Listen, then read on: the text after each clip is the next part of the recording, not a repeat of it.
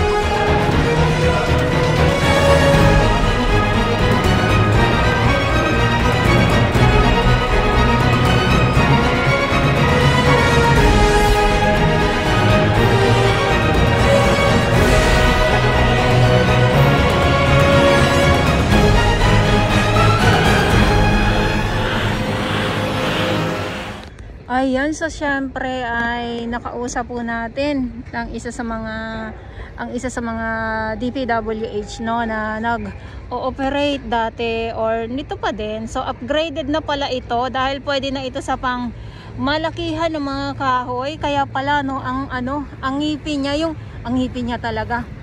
Mabangis itong na to yung pang-harvest ng mga basura.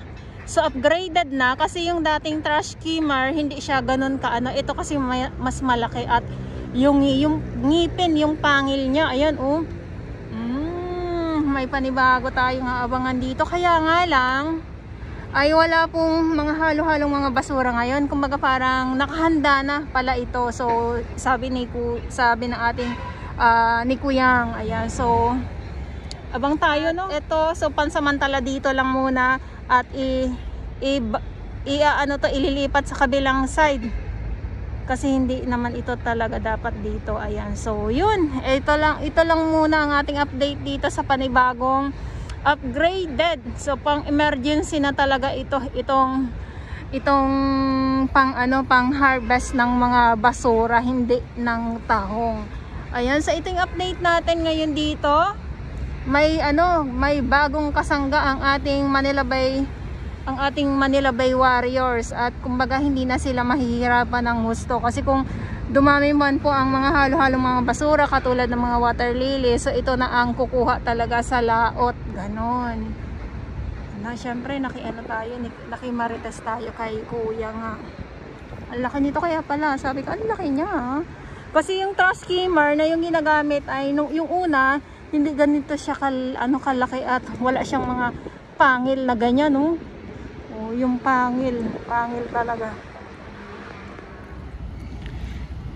Ayan, so pag ganito yung view at sobrang low tide, yes, nandito tayo nakatungtong nga po dito sa mga katahungan. At hindi lang tahong ang ating makikita dito kundi mga halaan din po. Ayan.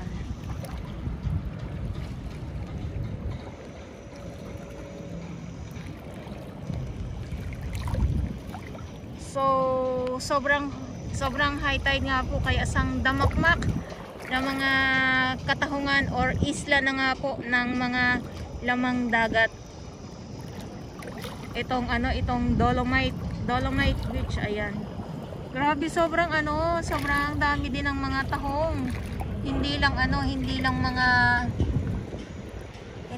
sobrang daming mga halaan, hindi lang mga katahungan. Pagpasensyahan niyo naman po ako, ay madalas po ako nagkakamali, pero totoong tao ako.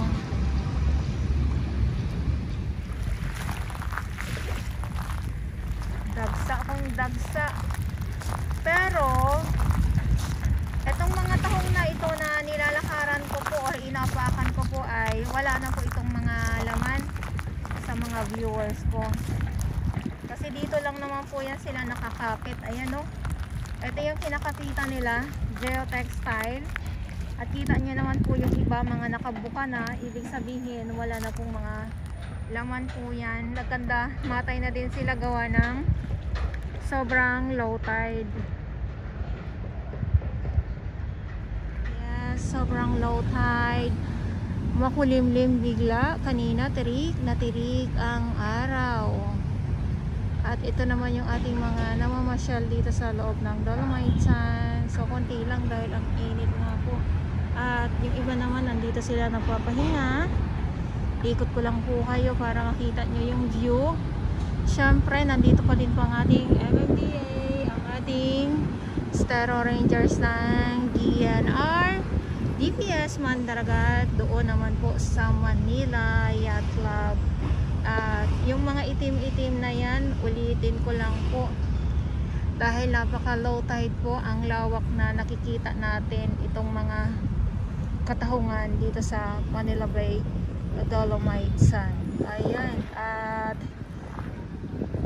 doon naman sa may laot, so yung pagbubuhos ng buhangin ay hanggang ngayon ay wala pa din po, no? Hindi pa din umaarangkada yung mga dambuhalang mga barko dyan dahil nga po itong reclamation ay napatigil po ito. So yun lang ang mai-update ko sa inyo.